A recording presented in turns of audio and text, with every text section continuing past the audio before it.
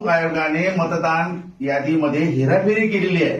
ती हेराफेरी आता राहुल गांधीने शोधून काढलेली आहे, सगळी कागदोपत्री, आणि ती कोर्टासमोर, सुप्रीम कोर्टासमोर हजर केलेली आहे बरं का. तर त्याचा आता लोकांना पटलं की राहुल गांधी राईट पाथवर आहे, म्हणजे डॉक्युमेंटरी पुरावा कोर्टासमोर दिला. आणि कोर्टाने पण सांगितलं निवडणूक आयुक्ताला, जो कोणी ज्ञानेश कुमार नावाचा माणूस आहे ते टाळाटाळ करीत आहेत.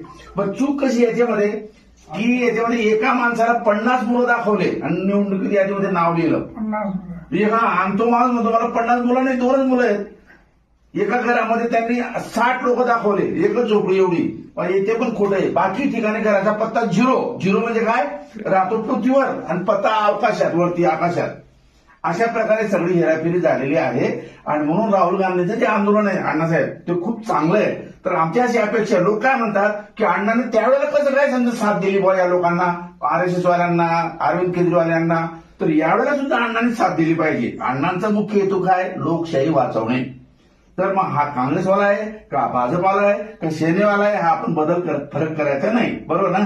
तर आमची अशी विनंती आहे, लोक असं म्हणतात अण्णा तुम्ही आता शांत झोपलेले आहेत, काँग्रेसच्या वेळेला तुम्ही आंदोलन केलं होतं.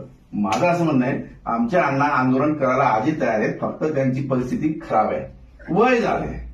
आणि अण्णांनी जर समजा त्यांच्या आयुष्यामध्ये 8 कायदे बनवले, मग